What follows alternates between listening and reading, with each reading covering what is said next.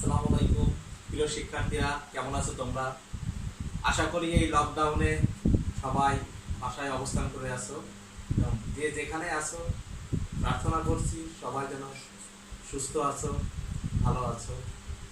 যাই হোক, আজকে যে বিষয়ে আমরা আলোচনা করব, উৎপাদন ব্যবস্থাপনার প্রথম পত্রের প্রথম অধ্যায়ে লাস্ট যে ভিডিওটা আমরা দিয়েছিলাম সেই ভিডিওর পরবর্তী অংশে আমরা আলোচনা করব। তোমরা একটু বোর্ডের দিকে তাকালেই খেয়াল করো, একটু বোর্ডের দিকে তাকাও, খেয়াল করো যে উৎপাদনশীলতার প্রকারভেদ।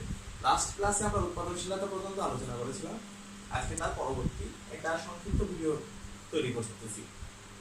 উৎপাদনশীলতার প্রকারভেদ।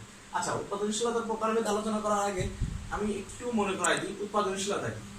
সহজ একটা উত্তর হলো, উৎপাদনশীলতা হলো উৎপাদিত পণ্যের মূল্য এবং উৎপাদনের উপকরণের অনুপাত।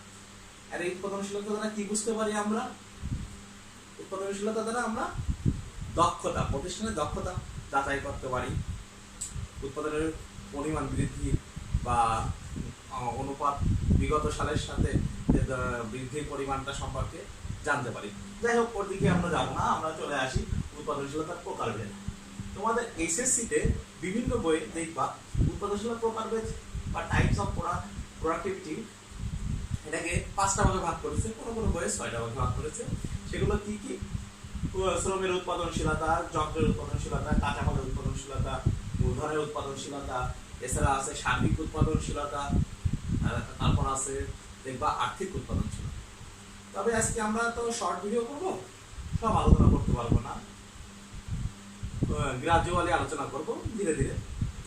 যাই হোক, প্রথমে আসি আমরা শ্রমের উৎপাদনশীলতা। শ্রমের উৎপাদনশীলতা বা লেবার প্রোডাক্টিভিটির বিষয়টা কি? শ্রমের উৎপাদনশীলতা হলো মোট উৎপাদিত পণ্যের উপকরণ এবং এইটা তৈরি করতে যে ওই প্রতিষ্ঠানে কি পরিমাণ শ্রম ব্যয় হয়েছে তার অনুপাতটাই হলো শ্রমের উৎপাদনশীলতা। এটা আমরা গাণিতিক হারে একটু প্রকাশ করি, দেখি।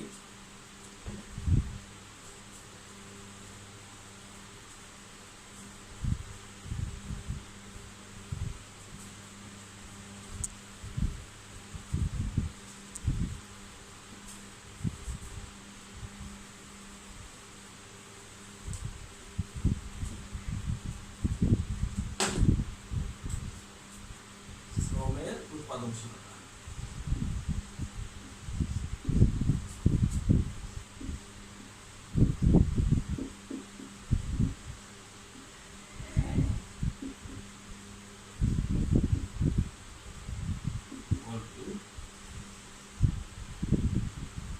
মোট উৎপাদিত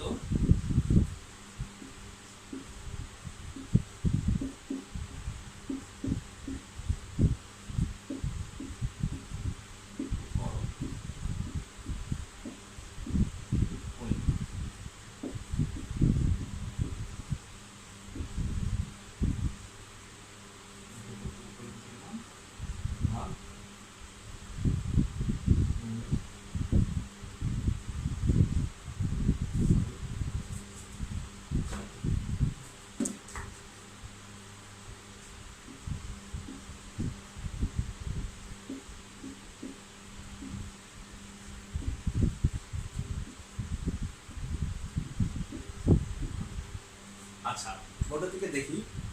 শ্রমের উৎপাদনশীলতা এর সূত্রটা কি পাচ্ছি? মোট উৎপাদিত উপকরণের পরিমাণ তাকে ভাগ করতেছি মোট শ্রম ঘন্টা, অর্থাৎ মোট উৎপাদিত উপকরণ কি পরিমাণ উৎপাদিত উপকরণ হয়েছে তার সাথে ওই পরিমাণ উৎপাদন করতে গিয়ে যে পরিমাণ শ্রম ঘন্টা ব্যয় হয়েছে তার অনুপাত। ধরি একটি প্রতিষ্ঠান 20,000 একক পণ্য উৎপাদন করে। আমরা এখানে একটু লিখে নিই, 20,000 একক, 20,000 একক পণ্য উৎপাদন করে। আচ্ছা, এই পণ্য উৎপাদন করতে যে ব্যয় হয়েছে 100 ঘন্টা। 100 ঘন্টা শ্রমিকের সময় লেগেছে 100 ঘন্টা, শ্রমিকের সময় লেগেছে 100 ঘন্টা। তাহলে আমাদের উত্তর কি আসতেছে দেখি, 200 একক। তাহলে এই যে এখানে যে 200 একক আসছে, এটাকে আমরা কি বলতে পারি? একক প্রতি শ্রমের উৎপাদনশীলতা। এটা আমরা লেখার সময় সুন্দর করে লিখবো যে একক প্রতি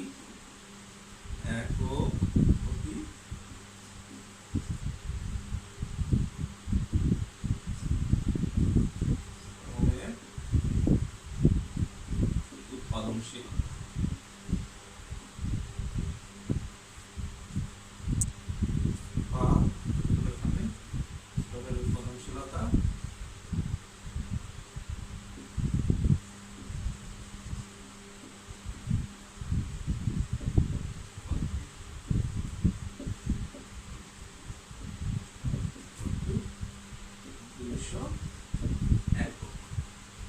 অর্থাৎ 100 ঘন্টা শ্রম ব্যয় করে 200 একক উৎপাদন করা সম্ভব হয়েছে।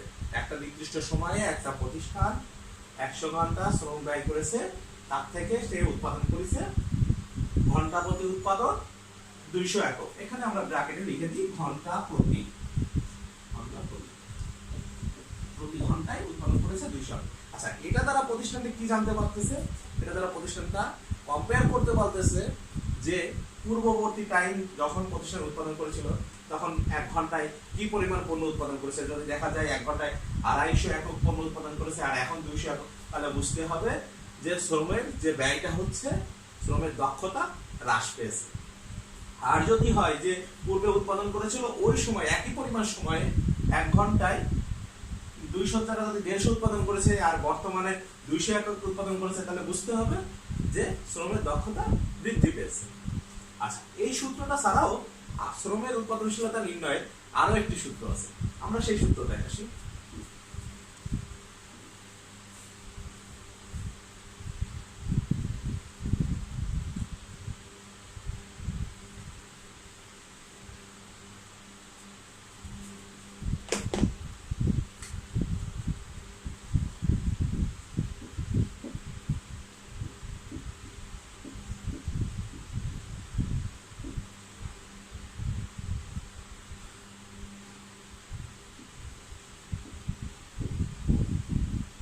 শ্রমের উৎপাদনশীলতার দুইটা সূত্র। দ্বিতীয় সূত্রটা আছে মোট উৎপাদিত উপকরণের মূল্য তাকে ভাগ করতেছি মোট শ্রম ব্যয়ের পরিমাণ দ্বারা। অর্থাৎ একটা প্রতিষ্ঠান একটা নির্দিষ্ট সময়ে কি পরিমাণ পণ্য উৎপাদন করেছে তার আর্থিক মূল্যটা এবং তার সাথে কি পরিমাণ ওই সময়ে কি পরিমাণ শ্রম ব্যয় হয়েছে, অর্থাৎ শ্রমিকদের পিছনে বা কর্মচারীদের পিছনে কি পরিমাণ অর্থ ব্যয় হয়েছে তার অনুপাত। ধরি ওই প্রতিষ্ঠানটা নির্দিষ্ট একটা সময়ে 30,000 টাকা পণ্য উৎপাদন করেছে, 30,000 টাকার পণ্য উৎপাদন করেছে।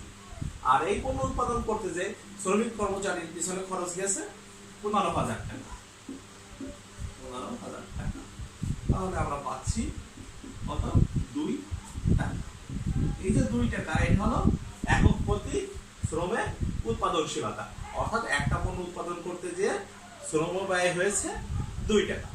তখন একটা প্রতিষ্ঠান পূর্ববর্তী উৎপাদনের সাথে সে কম্পেয়ার করতে পারে, শ্রমিকের দক্ষতা যাচাই করতে পারে। যদি দেখে যে খরচটা বৃদ্ধি পেয়েছে, তাহলে উৎপাদনশীলতা সাথে কম্পেয়ার করবে যে খরচটা বৃদ্ধি পেয়েছে, তাহলে এটা কিভাবে হ্রাস করা যায়, অর্থাৎ প্রয়োজনীয় ব্যবস্থা গ্রহণ করবে। তাহলে এটা হলো একক প্রতি উৎপাদনশীলতা।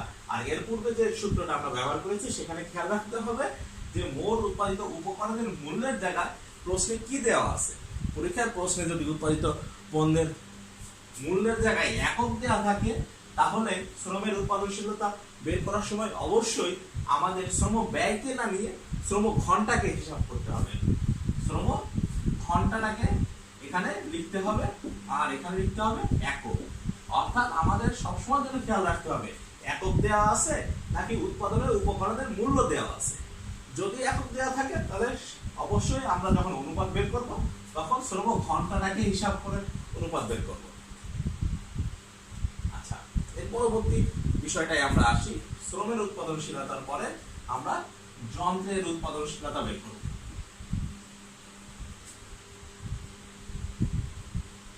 যন্ত্রের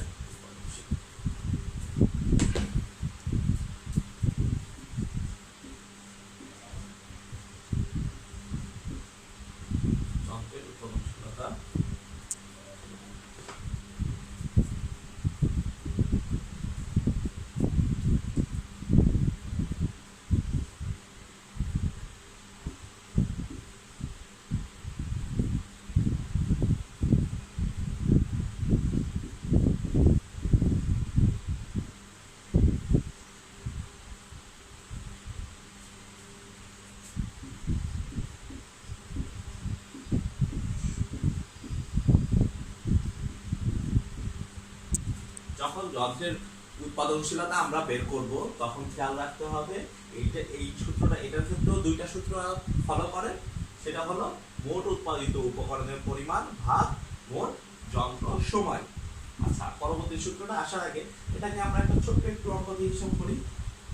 ধরি একই নিয়মে আগের সূত্রের মতোই মোট উৎপাদিত পরিমাণ, একটা নির্দিষ্ট সময় একটা প্রতিষ্ঠান 10,000 একক পণ্য উৎপাদন করে। লিখে নিই, ধরি 10,000 একক পণ্য উৎপাদন করে, একক পণ্য উৎপাদন করে। আচ্ছা, আর এই 10,000 একক পণ্য উৎপাদন করতে যে ওই প্রতিষ্ঠানটি তার যন্ত্রপাতির সময় লাগে 100 ঘন্টা। 100 ঘন্টা। তাহলে আমরা কি পাচ্ছি? ঘন্টা প্রতি যন্ত্র উৎপাদনশীলতা লিখতে পারি ঘন্টা প্রতি যন্ত্রের উৎপাদনশীলতা।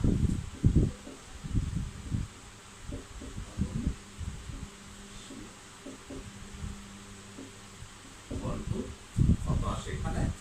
100 একক।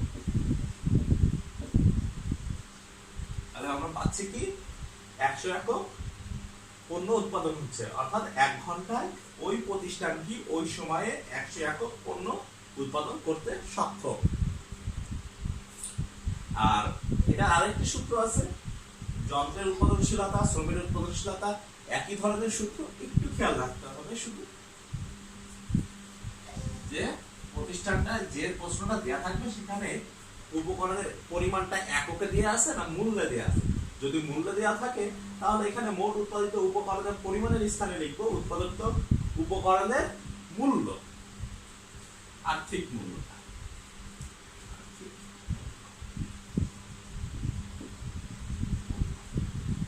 এরপর লিখব মোট যন্ত্র সময়, এই যন্ত্র সময় জায়গা লিখব যন্ত্র বাবদ ব্যয়ের মূল্য।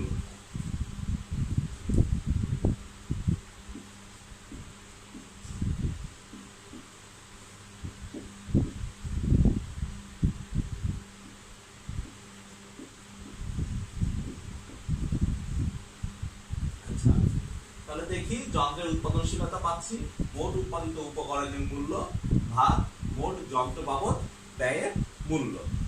ধরি কোন একটা প্রতিষ্ঠান একটা নির্দিষ্ট সময়ে 2 লাখ টাকার পণ্য উৎপাদন করে। আমরা লিখে নিই যে 2 লক্ষ টাকার পণ্য উৎপাদন করেছে। আচ্ছা, তার জন্য যন্ত্র বাবদ ব্যয় করেছে ওই নির্দিষ্ট সময়ে, সময়টার পরিমাণ একই নির্দিষ্ট সময়ে 50,000 টাকা যন্ত্র ব্যয় হয়েছে, 50,000 টাকা। তাহলে এখানে আমাদের আসতেছে কি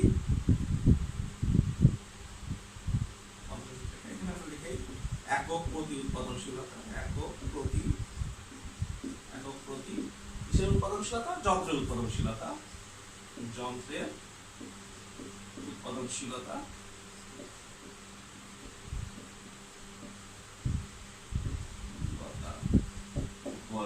পাচ্ছি কি এখানে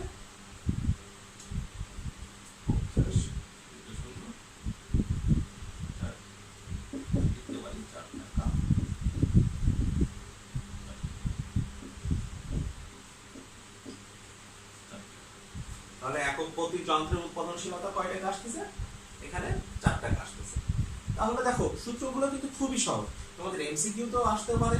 আর আমরা বিগত সালের প্রশ্নগুলো অ্যানালাইসিস করলে আমরা অবশ্যই দেখতে পাবো যে যন্ত্রের উৎপাদনশীলতা শ্রমের উৎপাদনশীলতা এটা তোমাদের পরীক্ষার প্রশ্ন দিচ্ছে, সৃজনশীল কোশ্চেনও আসছে, বিশেষ করে ঘ নাম্বার কোশ্চেনের জন্য, অথবা এমসিকিউতেও তো তোমাদের সূত্র তুলে দিছে। তাই একটু খেয়াল রাখতে হবে যন্ত্রের উৎপাদনশীলতা যখন বের করতে বলবে প্রশ্নে উদ্দীপকে কি দেওয়া আছে। উদ্দীপকে যদি উৎপাদিত পণ্যের উপকরণের মূল্য দেওয়া থাকে তাহলে আমরা যন্ত্রের বাবদ বাবদ ব্যয়ের মূল্যটা আমরা দেখে নেব। তখন সে উৎপাদিত পণ্যের উপকরণের মূল্যকে যন্ত্র বাবদ ব্যয় দ্বারা ভাগ করো। আর এখন অনেকে প্রশ্ন করতে পারে স্যার যদি দুইটাই দেওয়া থাকে সেক্ষেত্রে আমরা দুইটাই বের করে দিব। যদি উপকরণের মূল্য দেওয়া আছে এককের পরিমাণও দেওয়া আছে সেক্ষেত্রে দুটোই বের করে দিব। আচ্ছা, আমরা নেক্সট আসি যন্ত্রের উৎপাদনশীলতা, তারপর পরবর্তীতে আমরা বের করব কাঁচামালের উৎপাদনশীলতা। এখানে আমরা একটু বলে নিই, একটা প্রতিষ্ঠান কেন যন্ত্রের উৎপাদনশীলতা বের করতে চায়। একটা প্রতিষ্ঠান যন্ত্রের উৎপাদনশীলতা দ্বারা জানতে পারে যে ওই প্রতিষ্ঠানটাই যন্ত্রের যে ব্যবহার করেছে সেই ব্যবহারে তারা কি পণ্যটা নষ্ট হয়েছে, সময় অপচয় হয়েছে, এগুলো সম্পর্কে জানতে পারে। যন্ত্র ব্যবহারের দক্ষতা সম্পর্কে জানতে পারে। দেখা যাচ্ছে কোনো একটা পণ্য যন্ত্রে আধুনিকরণ করেছে, আধুনিকরণ করা দ্বারা তার যন্ত্র সময়ের বাবদ ব্যয়ের মূল্য দ্বারা যে উৎপাদনশীলতা বৃদ্ধি পেয়েছে কিনা সেটাও দেখতে পারে। পুরাতন যন্ত্রটা বাদ দিয়ে নতুন একটা যন্ত্র ফিটিংস করলো, যে উৎপাদনের পরিমাণ বৃদ্ধি পাবে। এখন উৎপাদন পরিমাণ বৃদ্ধি পেলে যে উৎপাদনশীলতা বৃদ্ধি পায় তা কিন্তু না। এই কারণে এভাবে বের করলে ওই প্রতিষ্ঠানটা আলাদা আলাদাভাবে স্পেসিফিক ভাবে জানতে পারবে যে যন্ত্রের উৎপাদনশীলতা পূর্বের তুলনায় বৃদ্ধি পেয়েছে কিনা। আচ্ছা, এর পরের বিষয়টায় আসি, কাঁচামালের উৎপাদনশীলতা।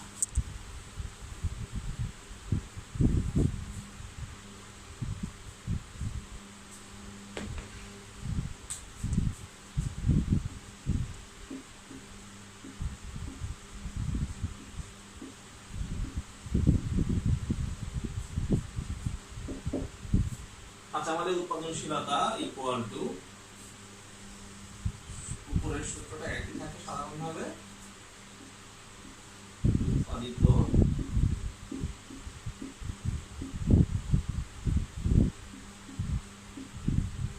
পণ্যের মূল্য বা আর্থিক মূল্য, যেগুলো একটা লিখলেই হবে। উৎপাদিত পণ্যের মূল্য তাকে ভাগ করবো আমরা কাঁচামালের মূল্যের দ্বারা। মোট কাঁচামালের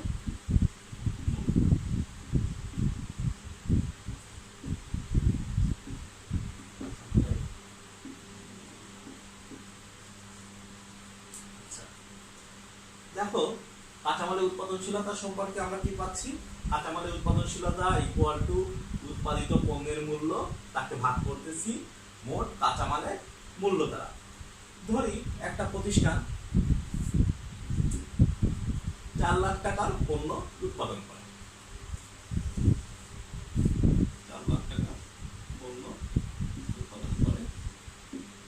আচ্ছা, কোন একটা নির্দিষ্ট সময়ে একটা প্রতিষ্ঠান 4 লাখ টাকা পণ্য উৎপাদন করে, আর এই পণ্য উৎপাদন করতে যে পরিমাণ র ম্যাটেরিয়ালস ব্যবহার করেছে, ধরি আমরা 1 লাখ টাকা র ম্যাটেরিয়ালস ব্যবহার করেছে। আমরা এখানে লিখে নিই 1 লাখ টাকা র ম্যাটেরিয়ালস ব্যবহার করেছে।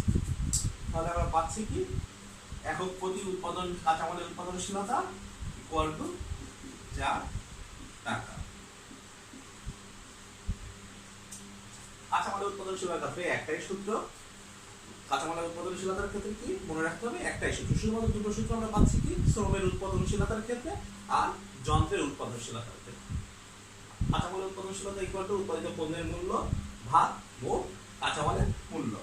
অর্থাৎ একটা প্রতিষ্ঠান একটা নির্দিষ্ট সময়ে কি পরিমাণ কাঁচামাল ব্যবহার করে কি পরিমাণ পণ্য উৎপাদন করতে সক্ষম হয়েছে সেটা আমরা কাঁচামালের উৎপাদনশীলতা দ্বারা জানতে পারবো। প্রতিষ্ঠান এটা দ্বারা কি বুঝতে পারবে যে পূর্বের তুলনায় এখন কি বেশি পরিমাণ পণ্য উৎপাদন করেছে নাকি কম পরিমাণ পণ্য উৎপাদন করেছে। তাহলে যদি এটা দ্বারা কি বুঝতে পারবে যে পণ্য অপচয় হচ্ছে কিনা। যদি দেখে যে অপচয় হচ্ছে, তাহলে এই অপচয় রোধ করার জন্য প্রয়োজনীয় ব্যবস্থা গ্রহণ করতে পারবে। এর জন্য একটা প্রতিষ্ঠানের জন্য কাঁচামালের উৎপাদনশীলতা বের করা অবশ্যই খুবই একটা গুরুত্বপূর্ণ বিষয়। ওকে, আর এটা শর্ট কোশ্চেনে আমরা 2 মার্কের এমসিকিউতে দিতে পারি। এর পরবর্তীতে আসি আমরা মূলধনের উৎপাদনশীলতা।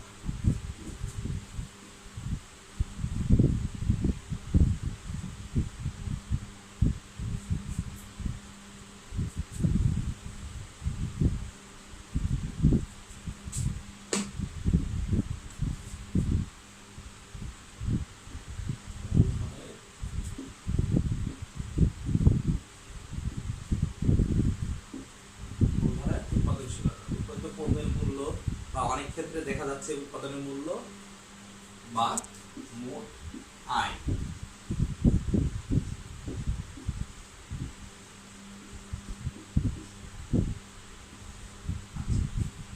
ভাগ করব মোট মূলধনের পরিমাণ দ্বারা।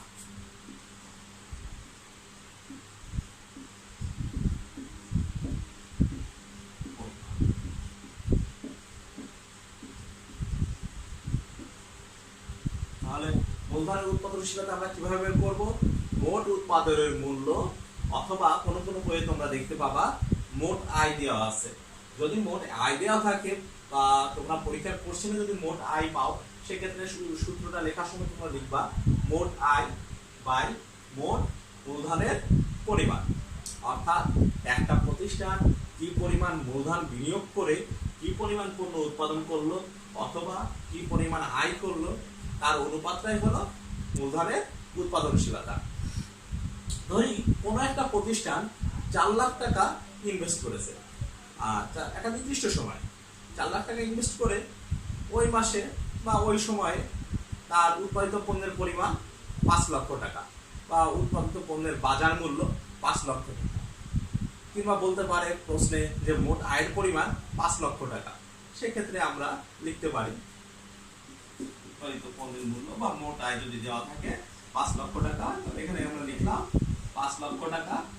আর মূলধনের পরিমাণ কত বলেছিলাম? যে বিনিয়োজিত মূলধনের পরিমাণ বা বিনিয়োগ করেছে 4 লক্ষ টাকা। এই 4 লক্ষ টাকা দ্বারা ভাগ করি এখানে। ওকে, তাহলে পাচ্ছি কি? এখানে পাচ্ছি 1.25। তাহলে এখানে পাচ্ছি কি 1.25, 1.25 টাকা।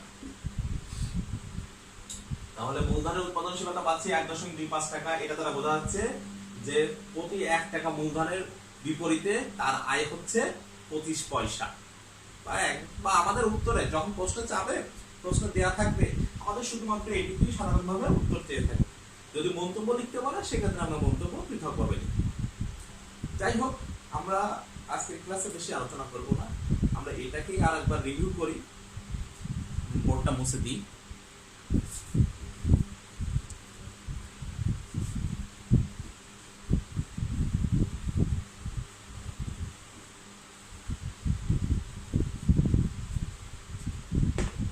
আমরা যে বিষয়টা প্রথমে আলোচনা করেছিলাম সেটা হলো শ্রমের উৎপাদনশীলতা।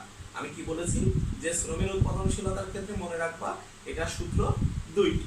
একটা হলো এককের পরিমাণ যদি দেওয়া থাকে, অর্থাৎ শ্রমের উৎপাদনশীলতা ইকুয়াল টু আমরা লিখবো মোট উৎপাদনের একক ভাগ মোট শ্রম ঘন্টা। কখন লিখবো এটা? যখন উৎপাদনের পরিমাণটা এককে দেওয়া থাকবে, মূল্যে না দেওয়া থেকে এককে দেওয়া থাকবে, এবং শ্রম ঘন্টা দেওয়া থাকবে, অর্থাৎ কত ঘন্টা শ্রম ব্যয় হয়েছে। সেটা যদি না দেওয়া থাকে তাহলে আমরা এই সূত্রটা ব্যবহার করব না। সেক্ষেত্রে আমরা অপর একটি সূত্র ব্যবহার করব। অপর কোন সূত্রটা ব্যবহার করব? শ্রমের উৎপাদনশীলতা ইকুয়াল টু লিখবো মোট উৎপাদনের আর্থিক মূল্য ভাগ মোট শ্রম ব্যয়ের পরিমাণ। তাহলে অবশ্যই আমরা মনে রাখবো, খুব সহজ একটা সূত্র, এটা কঠিন কিছুই না। শ্রমের উৎপাদনশীলতা ইকুয়াল টু মোট উৎপাদনের একক ভাগ মোট শ্রম ঘন্টা, অথবা মোট উৎপাদনের আর্থিক মূল্য বা মোট শ্রমে ব্যয়ের পরিমাণ। এর পরবর্তীতে আমরা কি জানলাম? শ্রমের পরে যন্ত্রের উৎপাদনশীলতা। যন্ত্রের উৎপাদনশীলতা আর শ্রমের উৎপাদনশীলতা বিষয়টা একই, শ্রমের জায়গায় যন্ত্রটা ব্যবহার করব।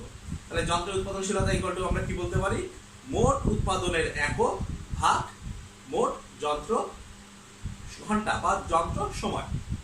দুটোই লেখা যায়, মোট উৎপাদনের একক ভাগ মোট যন্ত্র সময়। যদি সময় না দেয়া থাকে, যন্ত্রের সময় সবসময় শিক্ষার্থীরা তোমরা খেয়াল রাখবা, যদি যন্ত্রের সময় না দেয়া থাকে তাহলে আমরা এই সূত্রটা ব্যবহার করব না। যন্ত্রের সময়ের ব্যয়ের পরিমাণ দেয়া থাকলে তখন আমরা অপর সূত্রটা ব্যবহার করব। কি সূত্রটা ব্যবহার করব? সেক্ষেত্রে লিখবো যন্ত্রের উৎপাদনশীলতা ইকুয়াল টু মোট আর্থিক মূল্য ভাগ যন্ত্র বাবদ ব্যয়ের মূল্য। এর পরবর্তীতে কি? কাঁচামালের উৎপাদনশীলতা। কাঁচামালের উৎপাদনশীলতার ক্ষেত্রে একটাই সূত্র, উৎপাদিত পণ্যের উপকরণের ব্যয় বা মোট উৎপাদিত পণ্যের আর্থিক মূল্য ভাগ মোট কাঁচামালের ব্যয়। অর্থাৎ একটা নির্দিষ্ট সময়ে একটা প্রতিষ্ঠান কি পরিমাণ পণ্য উৎপাদন করেছে তাকে ভাগ করব ওই উৎপাদিত পণ্যের জন্য যে পরিমাণ উপকরণ ব্যবহার করা হয়েছে তার মূল্যটা দেওয়া থাকবে। স্বাভাবিকভাবে তোমাদের সৃজনশীল কোশ্চেন আসলে এই তথ্যগুলো দেওয়া থাকবে, তোমরা তথ্য থেকে অঙ্কটা করে বের করবা। এরপরে কি আসছে? মূলধনের উৎপাদনশীলতা। মূলধনের উৎপাদনশীলতার ক্ষেত্রে মনে রাখবা যে মোট উৎপাদনের মূল্য বাই মোট মূলধনের পরিমাণ। মোট উৎপাদনের মূল্য ভাগ মোট মূলধনের পরিমাণ। অর্থাৎ কি পরিমাণ মূলধন বিনিয়োগ করে একটা প্রতিষ্ঠান কি পরিমাণ উৎপাদন করেছে। অথবা একটা জিনিস মনে রাখবা, কোনো কোনো বইয়ে এই সূত্রটার ক্ষেত্রে মূলধনের উৎপাদনশীলতা ইকুয়াল টু লিখে রেখেছে যে মোট আয় ভাগ মোট মূলধনের পরিমাণ। দুইটাই রাইট। যদি তোমার কোশ্চেনে যে তোমার কোশ্চেনে যে তথ্যটা দেওয়া থাকবে, যদি তথ্যে দেওয়া থাকে যে প্রতিষ্ঠানটি এক্স কোম্পানি বা ওয়াই কোম্পানি একটা নির্দিষ্ট সময় বা 2020 সালে মোট আয় করেছে 20 লাখ টাকা এবং ওই কোম্পানিটি বছরের শুরুতে বিনিয়োগ করেছিল 10 লক্ষ টাকা, তাহলে আমরা মোট আয়কে 10 লক্ষ টাকা দিয়ে ভাগ করব। আর যদি মোট আয়ের কথা না বলে বলা থাকে এক্স কোম্পানির 2020 সালের উৎপাদিত পণ্যের মূল্য বা বাজার দর 20 লক্ষ টাকা আর মোট বিনিয়োগের পরিমাণ ছিল 10 লক্ষ টাকা, তখন আমরা লিখব মোট উৎপাদিত পণ্যের মূল্য ভাগ মোট মূলধনের পরিমাণ।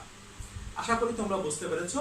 এর পরবর্তী যে অংশটুকু আছে আমরা পরবর্তী ভিডিওতে আলোচনা করব। আজকে এ পর্যন্তই। তোমরা সবাই ভালো থাকো, সুস্থ থাকো, নিরাপদে থাকো, এই কামনায় তোমাদের সকলের জন্য শুভ আশীষ রইল। আল্লাহ হাফেজ।